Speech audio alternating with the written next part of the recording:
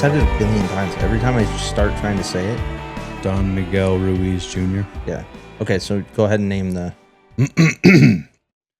So the book is The Mastery of Self by Don Miguel Ruiz Jr., a Toltec Guide to Personal Freedom. I think that's what it says behind the Audible. Yeah, that is. Okay. No, that was good. I lost that. Yeah, I mean, like I said, I'm going to keep clipping these together, but I wanted everybody's perspective on their own section or chapters, and then we're going to go ahead and give the book away.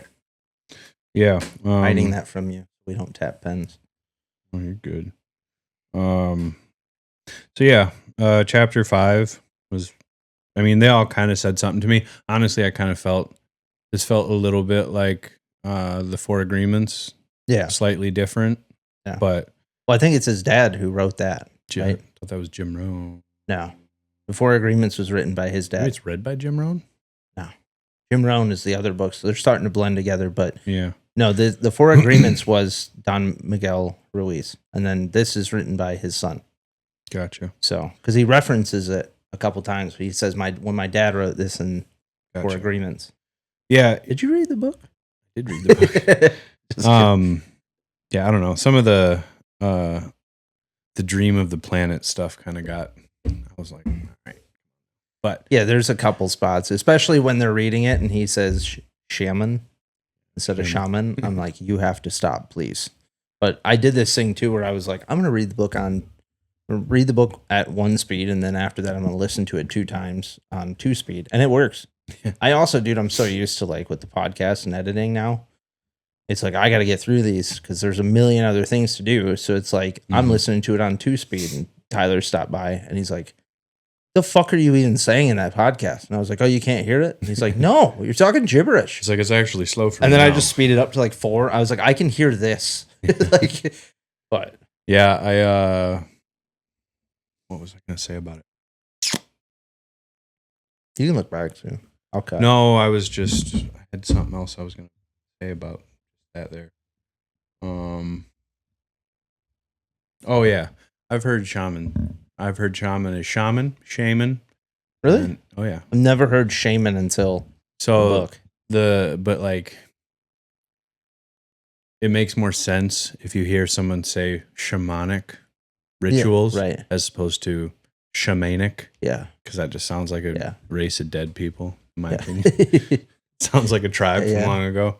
Either way, so this chapter 5 was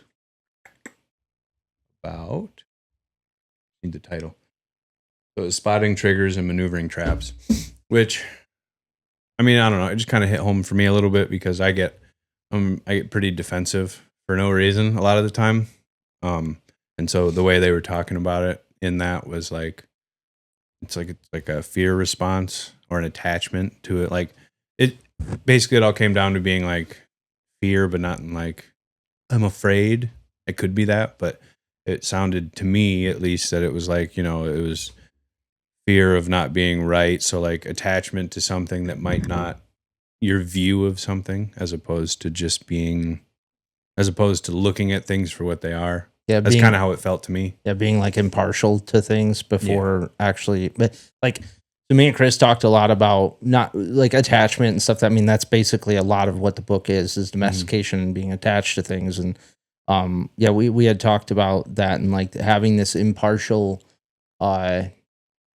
view of things and wanting to know more before you decide to have the argument or before you decide to stand on a point. And it's like, the one thing that me and Chris didn't talk about was the fact that if you're having a discussion with somebody or you're having this, trying to figure out what place you're at, if you're having a discussion with somebody and they don't allow you or give you time to kind of make a standpoint on it and they want it right then and there, they're already just trying to justify their side over yours no matter what. Yeah. 2 rational people would be like, I don't know enough about that to have a conversation about that. And some of it is like, I don't even have a feeling about that, So. Well, and to be fair, I mean, your first thoughts on something, even if they're wrong, or, I mean, if it's like a gut feeling, like you just, whether you read a headline or you hear something and then you have something to say about it, you might be wrong without the context. Like, so you're wrong as in your opinion might change, I guess, but I don't think you're wrong necessarily off the bat, not knowing any more information. So as long as you take the time to correct that later and not just be attached to the thing you said because you felt it in your gut in the moment. And then even if you read more about it and you're like, yep, I'm still right. Well, you could be, I guess, you know, whether it be like, if you just take, how would I say that? If you just take it like at face value, maybe you're right, maybe you're wrong. I don't know. It's hard because then you have to get into a discussion about right and wrong and what is right and wrong, and then it's like what's truth and what's lies. Sam Harris, it goes on. It goes Jordan on Peterson. for forever. I think a lot of what I was picking up, and I had talked to Chris about this too, but this is, like I said, this 10 minutes is like a whole separate episode just based off the book, is how little you think about what's happened to you, and how much that's kind of just like pushed into your deep psyche, and how that's like created who you are and your opinions, whether that's based off the fact that your dad liked one football team or another, or, you know, there's like you were around a bunch of abusive people and that's your limited boundaries that you're okay with. It really just, and it's funny because I was I was telling Chris this, is I was almost looking at this kind of concept before we had even started reading that book. And so once we started reading it, that's why I listened to it 3 times, because I'm like, holy shit, I could use a lot of this in my life based off the sole fact that, not to anybody's fault, there were situations or wherever where I was domesticated, like whether that's the way that I eat everything on my fucking plate and more, whether that's the way that I, you know, get upset when somebody, you know, argues back against me. Like I've been doing a lot of work in areas that I feel as if I was domesticated. And again, it's like, you don't have to go there and dwell it, but understanding it helps you decide whether or not that's like a right thing to do, or a right reaction to have. You know, like you could be cheated on, right? And if someone cheats on you, like the same reaction that you had the last time of, hey, I'm gonna just leave this relationship kind of deal, that's a right thing to do. But if you're cheated on and someone else, you know, doesn't do that, and you're just continuously taking that out on them, right? Like that's not a right thing to do. And that's a poor way of like dealing with the understanding of domestication. A lot of people just don't go back into that. Yeah. Well, I mean, that kind of like, when they're talking about like conditional and unconditional love and, what was it? Masks or whatever. Yeah. So the conditional love might make you put a mask on for how you're like going, how you feel about things, because you might react different based on how you feel about the other person, on whether this is unconditional or conditional love. Yeah. I guess I'm putting it on someone else right now in that sense, as opposed to looking at myself as conditional, unconditional. But there's definitely like, there's definitely, I put a mask on for some people, in, not that I act completely different, but I won't say certain things around those people, not even for like to spare their feelings more than anything. You know, like how I police my words around certain people because I know certain things make them feel bad or triggered. Yeah, which is like words that feels gross, but I know, and that's the same thing. It's like trauma and triggered and all this stuff, but ultimately, like in psychology, like that, those are the words that get used. You know, it's funny that you say that. Me and Chris, and it'll be the last episode we were talking about this, where this aspect that I talk about with when it comes to religion, like I don't know necessarily where I'm at with it, and I always say God or universe, and I say universe more because as I'm talking about it, it doesn't shy away people. like a lot of people hear God nowadays, not based off like the way the country was formed and all this other stuff, but like our era now. If you say God, there are people who are like, and they'll immediately have that domestication that they've created and kind of seem to steer away from the conversation. Yeah. And you put on the mask of, I don't know, right? And I do that subconsciously because not because I'm looking for somebody to agree with me on the universe versus the God thing, but because how do I put it? Because I'm looking to get more in depth with a conversation, that I believe that the person that I'm talking to could have a deeper conversation about it without attaching the word God to that. And that's a whole separate thing when it comes to like religion, but that's like a very distinct way that me and Chris were talking about. I didn't even relate it to the fact that it is a mask that you put on, and like you definitely do that. I definitely do that when I'm around people. I mean, to an extent, that can be the reason that we've, made money doing construction work. Sometimes I have to put on a mask of, I know what the fuck I'm doing. Yeah, like, yes, we do this all the time kind of thing. And it's like 90% of construction owners, that's exactly how they started. They didn't go to school. Like they went in and they faked their way to the top.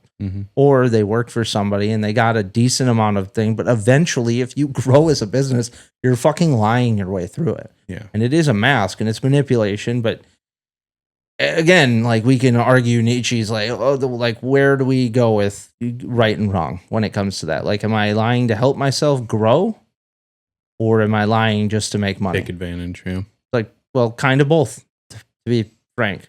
Yeah. But that's where when you get into doing your bid, it's like, hey, I should chill out a little bit because I don't know what I'm doing. Well, I mean, I guess maybe this doesn't totally relate, but like, I guess everything's kind of a mask. I mean, you're not going to talk to me exactly the same way you're going to talk to a customer.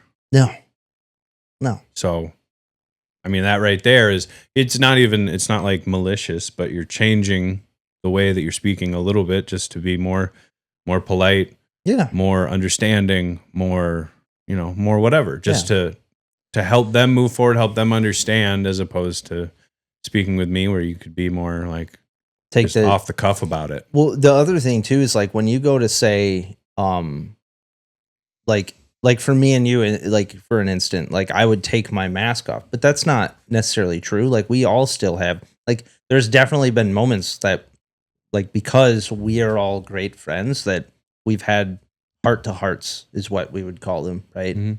And typically that was when we were younger, was over beers and like way too many shots and driving in the truck late at night and pulling into the driveway and not getting out of the car for like a good solid 45 minutes. Yeah. Like those are real heart to hearts that men have, whether they want to admit it or not. But like those are the times where the masks really come off. And of course, like you're inebriated, you're vulnerable when it comes to those situations.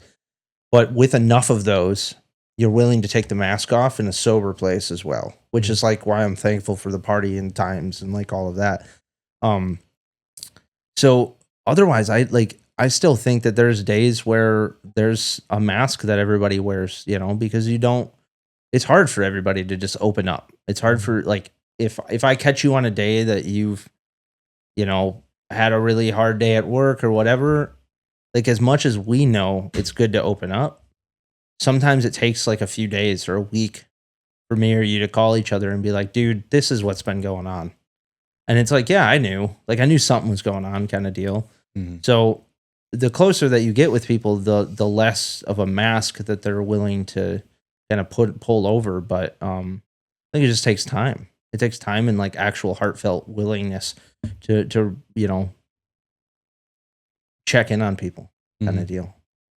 Yeah. I mean, I don't know. I wear a mask a lot because it's just better sometimes.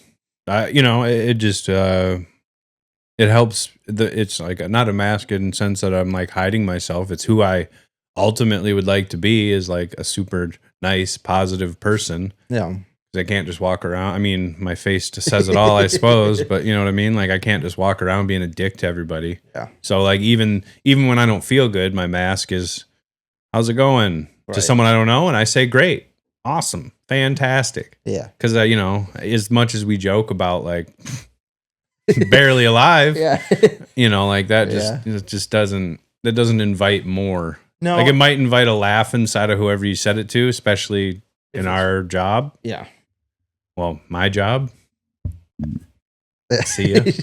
But you know what I mean? Like, you can't just, I don't know. I think to a degree it's a little better just to, I don't know. Is that better? I don't know if it is. And the reason, like, because I'm not going to get anywhere if I'm just a dick to people I don't know. Yeah, no, I think it is better. I think, like, but then we also talk about the time where, like, I walked in the store with Quentin and he's like, you know, the guy, the greeter, it's like, hey, how you doing? And he's like, not good. And Quentin's like, the fucking audacity of that guy. Yeah. Like, that just changed my whole day around. Yeah. And he had it happen at Kroger again with somebody else, like some lady, and he's like, what the fuck is going on? But you know, yeah, man, I mean, it's obviously like there is a balance of it to where it's like, I don't know how to put it. It's kind of the point, right? Yeah, right. And I guess what I'm trying to figure out is if it is better to, like, honestly voice the fact, because here we're sitting here at a table trying to tell people that it's okay to talk about what you got going on, right? Like, that's what we're trying to do. Mm-hmm. Not necessarily tell them, but tell ourselves first. And but I think the point is that we're human and that we catch ourselves blocking people out, even when we know it's not a good thing. Maybe because it's harder work to work through those problems, and it's harder work to, like, invite people in to try and console and help you. Mm-hmm. I think that might be. Well, I do think that there's a difference between a mask and faking it too. Very minute, but I think there's got to be a little bit of a difference there, because, like, that's what at least the way trying to say, because at least the way they're talking about it, it is, the mask seems positive. Although I've heard the same thing about alcoholics, and that they mask, like, they can hide it by masking, and you don't know until you do know, till you find the stack of bottles that are hidden wherever, but they're but you never knew they were drunk the whole time before. Bad Project is about finding those small distractions that keep you moving when life tries to pin you down. That's what our gear stands for. They're reminders you can wear, carry, and share to push through those hard days. Every shirt, every hat, every sticker helps spread the message. When you're wearing it, you're not just buying our merch, you're backing the mission. We're building more than just a brand. As we roll out Bad activity events, your support helps make them possible. With new drops, holiday specials, and surprises always around the corner, we really are just getting started. If you want to go even deeper, hit our new Patreon for Bad Thoughts episodes, bonus content, behind the scenes, and a closer seat in this community we're building. We're even doing giveaways. So check out the gear at thebadproject.com, hit our Patreon, and follow us on all the socials to stay locked in. This movement's only growing, and you're going to be a part of it. Thanks for everything you guys are doing. Love you all. Cass & Co. Upscale Thrift is redefining resale. Think timeless fashion, luxury brands, and curated pieces, all at prices that let you stay stylish without the splurge. Whether you're hunting for vintage classics or this season's designer staples, we'll make high-end accessible. Dress like you own the runway for a fraction of the price. Every crew's got that one guy who shows up late, drinks gas station mud, and wonders why he feels like trash by lunch. Don't be that guy. Construction Coffee Co. isn't cheap sludge. It's small batch coffee roasted to keep you moving when everyone else is crying about their backs. Smooth enough to sit black, strong enough to keep you upright when your foreman's breathing down your neck. Fuck that guy. And yeah, they've got gear too. Shirts, hats, workwear built tough enough for the job site, not that pajama junk your apprentice wears. This stuff actually holds up when you're crawling through mud or hanging steel. They're there for you to roast beans and roast you. Just like you do with your buddies on the job. Because that's the culture. Talk trash, laugh hard, and get it done. Construction Coffee Co. Clock in, drink up, shut up. Go to constructioncoffeeco.com to get yours. I'm not faking it either. Yeah, and I agree with you. Like there's a fine line when it comes to having a mask on, because you're not doing it out of a malicious intent, right? Like you're doing it to create a better relationship usually. Mhm. Like you said, when it comes to the customers on job sites and stuff, it's like, yeah, of course you put a little bit of a mask on. Like I don't go up to people's doors, answer it, and go, "Hey, how you doing?" Like, that's not what I do. When I come up to your door or something, I'd knock on the door and be like, "Hey, what up?" Or you just walk in. Or just walk in. You know what I mean? I just left a job. I took more boxes than I wanted to. Yeah. But I said yes. Yeah. I would love to take those off your hands. And it was like 6 boxes. It's nothing, no big deal. Yeah. But I mean, outside of that, what I said, fuck no, I don't want to take your boxes. Like, where does that get me? It gets me nowhere. That's a really good point, and you know what? It might as well. Yeah. I might as well just take them. And there wasn't even a thought of, I don't want to take them. It was, will you take these? I said, yes. Yeah. That was it. There was never like I don't want to, or any of. Thought it was raining. Sorry. It sounded like, yeah, there was never a thought of like, can't be bothered to do this thing. It was just like, I don't really want to, but the immediate answer is yes, because. And some why people, not? again, man, like we could sit here. This is the point. Like we could cheaty this all day. Yeah. And the funny thing is like, is it a good thing to like go against what I want? But it's like I'm creating a better relationship, and it really is no risk to me. Like if it were a huge risk to me, or if it were a huge problem, I would say no. But ultimately I'm helping somebody out, and like that is the justification behind it. That is the justification of putting a little bit of a mask on, is like I am trying to do a kind thing right now. I'm trying to help somebody who it's way more difficult for them than it is for me. And we, in being a quote good person, sometimes you make sacrifices, even for people you don't really know. Well, so check this out. So, and I think I know the answer. And I think I know how you're going to answer. Does that no? That's an expectation. I know. It's conditional. Believe me. Don't put a mask on. Don't put a mask on. Is that no? Is it no period in a nice way? Or is it no period because? Do you explain why you can't take? It's always a no because you're always trying to at least rationalize it. Yeah, you're trying to rationalize it and then have them understand why it's not something that you can. So then, is that a condition that you in the past feel like you need to justify why you're saying no to feel love, even though this is someone we don't know? Yeah, absolutely. And they just like us because we're helping. Here's the other thing, which is fine. Like that's what I would agree upon. Is yes, that is the factor, because I've had people want the explanation. And so for me, it's like, I'd rather give you the explanation. I mean, me, like on our jobs, I try to be well over prepared. And sometimes everyone's like, get the fuck out of here. Because I'm like, make sure you do this, because I've been burned by the simplest things. By putting a fucking radio on the ground, I've been burned. Like having music too loud, I've been burned. Having like walking one step with your shoes on, I've been burned. Hell, literally cleaning somebody's floor for them, I've been burned. Yeah. Like, so the reason that it's no because is because of that. Because frankly, in like the line of work, if we're just like talking about that line of work, I've been domesticated. There's your new trigger trauma word. I've been domesticated.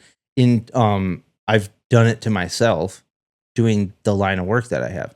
Like, as much as everybody else will come and like take the work and go and do it, there's still a back end and a conversation that you have to have. And these little tiny micro problems that you have to fix while having a conversation with somebody that you're doing work for. Like, granted, we are going into their home, right? And that is a level of respect that they're willing to give us but you never know. You never know if someone's going to be like, Brad, who is fucking great to work for, or the last people that I've done work for, to where it's like they are the biggest problem. And so you constantly try to maneuver through that without being manipulative, but also it's like you're almost, and here's the other problem when I say this, it's like you're protecting them, right? And that's a fucking feels like an icky thing to say. It feels wrong to say that, but granted, that's like, I'm not doing that out of malicious intent. I'm doing that because we're in your home, we're doing work. You're worried. Like, if you're already filled with anxiety in your life, now you just threw us in and you want whatever you're paying for to be perfect. Absolutely. But you also, like, they don't have to have the understanding that people are imperfect and construction work is frankly imperfect. They don't want to hear that at all. They want to hear everything's going to go great. Everything's great. And then when there's a problem, it's like, no, we'll fix it. Absolutely. No problem at all. Like, if it costs me $10 million, we'll fix it. No worries. And like, that's like the back end of it. You have to have a mask on sometimes to deal with people for yourself and for them. Yeah. Well, I mean, I knew how you were going to answer. So, but you know, I met your expectations. Well, because the no period feels cold. Yeah. But there are certainly situations necessary. It's one of my, and I feel like it's after you've already tried the no because. If you've tried the no because, and that person is just not having it, I've had definitely somebody out in Chelsea that was a major fucking problem for me. And that whole experience taught me so much about just standing my fucking ground, because the moment the no because didn't work, and I was being genuine and trying to help, but also trying to protect myself, there was an argument and it just became no. And then I stood my ground. And like, that's a point where you are just cold. So there is a level, and you learn it. Because I didn't know it for a long time, even though I had friends and other people. I mean, like our older friends who have been in the contracting world, and they're like, no, just say no. And I'm like, well, I can't do that. You know, that's not me, man. That's not me. But if we're not talking about just construction, we're talking about everything like that. No, because when that doesn't work and you have to have the no, I wish I would have taken the advice, but I would have never learned why. And so like that whole, like you have to ride that fine line. And when it comes down to the no, it's like being cold is okay sometimes if you've tried the other ways to fix it. One of my favorite videos of all times is that guy who's sitting in his truck, and it's a caption. It's like just a reel, and it's a caption that says, how many years you've been a construction worker, right? Or like a builder, whatever. It's like year one. Yeah, absolutely. You want us to build you a new home? We could do it for free. Well, absolutely. We'd love to do it for free. And then it's like year 3, and it's like, yeah, I understand. Yeah, I'll try to figure out how we can lower the cost. And it's like year 5. What do you want done? Yeah, okay. It's 80 grand. And then year 7, and he's just sitting in his truck with his phone ringing, and he just takes his phone and fucking throws it out the window. And it's like, I didn't actually believe that. Like, I thought it was funny, but I'm on whatever year now, and I have exponentially got to 7. I am like, don't call me. And if I answer, like, again, this is not an ego trip for me, but for the love of God, just listen to me. If you don't like my number, just say it. That's okay. I actually had, for the very first time yesterday, I overbid because I didn't want to do the job. And to put in somebody's kitchen countertops from Menards. And the only person who's ever contacted me back and said, hey, thanks for your quick quote. I'm going to go with somebody else. I really appreciate it. And I was like, it's 1 in 10,000. Hell yeah. I was Instead like, of hanging you out to no dry worries. in the back. Well, it's just so annoying. You spend so much time doing a quote, whatever. But it's like, no worries. Hey, congratulations on the new house. I hope everything goes well. It's like, I'm never going to see those people again. I'm never going to talk to those people again. But the level of like professionalism it is for you to just say, like, send a simple text to somebody who's spent their time coming out. This is just a rare thing. Yeah. Like, people will, dude, I will call up and get quotes on the phone, and I immediately will, if they can't do it over the phone, I'll be like, no, it's okay. Yeah, I don't want you driving out here for nothing, you know? eh, My dad's buddy always said that whoever came up with free quotes should be kicked in the balls. Mm. Because it shouldn't be. I should charge you an hour to come out and do a quote. Well, I think there's other stuff hidden in there. Yeah. But personally, I like the, it was A1 leveling, concrete leveling at the time. Yeah. It was $300 minimum. Yeah. For someone to show up for one thing. Yeah. So you might as well do this thing. Right. Also. Which I have a daily minimum usually, unless it's for builders or people who consistently give work. But Yeah. I always tell people, I'm like, you want this done? I just have a daily minimum. I wish, dude, I've been singing this song in my, like, for the past couple days. God forbid. I could have sang it verbatim 20 minutes ago probably, but I can't now that we're talking about it. Yeah. But it was that, what was it? Something about, it was like, oh, I bid a job I never wanted to do. So he gave like a crazy price, and he's like, but wait, I'll see you Wednesday at 8. And it's like, now I'm rich, but I'm crying. Oh, that's the worst.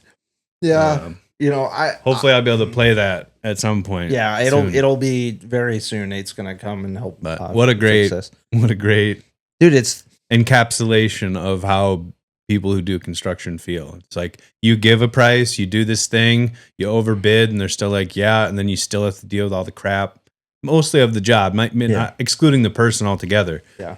But like it's such a crap. It's going to be a crappy situation, and then you get into it, and it's worse than you thought. And then there's this thought of like, I still didn't bid high enough. You did this to yourself. You can't, like, from the person doing it, you're like, I can't charge more now. Yeah. And then the person who you want to charge more is like, you can't charge more now. You looked at the surface of this thing, didn't realize it was a total fuck show underneath. Yeah. And now you're backing out? Dude, it's all... You're going to renege on our deal? Yeah, it's like, all... What deal? What deal? The funny thing is, it's all in the paperwork. Yeah.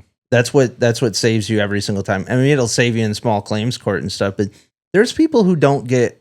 I used to not do it. There's people who would just start $70,000 jobs, $10,000 jobs, whatever, without a deposit. That's on you. Yeah. Like, I have friends who have told me now, like, you get your deposit.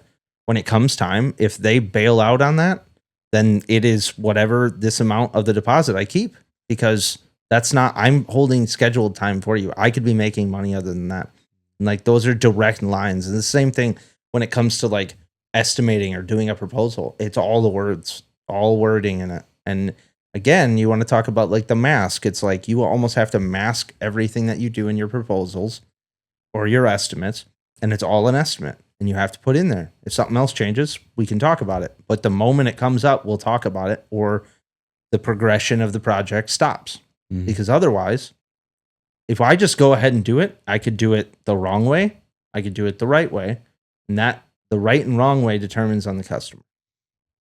So, well, that kind of works too. Cause I was just thinking about this. I was like, knowing who you're talking about, like, I wonder, Jay had to be at a point that he was doing the same thing you did early on. Oh, yeah. To where he just fucked himself over and over and over. I guarantee it. I guarantee I could talk to him about it. I mean, he worked for a while too. And like, that was necessarily one of the things that did it. He was sick and tired of it and realized he can make a whole lot more doing what he's doing. Mm-hmm. He's good at what he does. Yeah. I mean, if anybody is the sole reason that I don't work for anybody else, it is Jay. Mm-hmm. And he told me that 5 years before I even did the thing. I mean, I don't even know if I knew him for 5 years before that, but either way, like, he told me for a long time before it. And then I pussyfooted around and like kind of didn't do it and kind of did and kind of didn't. And then he flat out was like, just stop and just do it. Mm-hmm. Just, you're driving me fucking crazy. Just do the thing. I mean, and it's nice to have friends like that around who are gonna, who see it in you, and you're like, you already have the drive. Like, you already know what you're doing. Just do it. Mm-hmm. And then also, if you don't, just figure it out. Like, you're very capable of just figuring it the fuck out. And I call all of my friends. not just for bid prices, but the funny thing is when you get into construction and like you're not, I would have always thought it's like this competition thing. And I always thought it was like, I can't, like for a while, I was like, I don't want to bug them.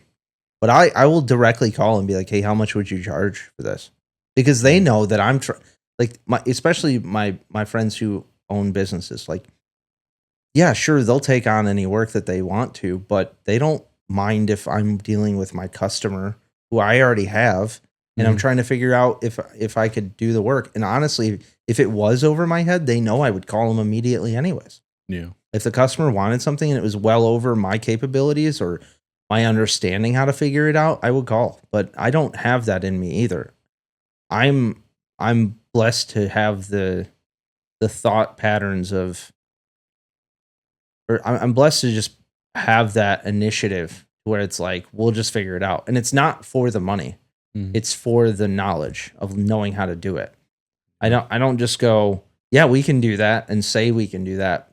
I know for a fact deep down that we can do it. In fact, we're going to lose money we're going to lose money by not knowing how to do it.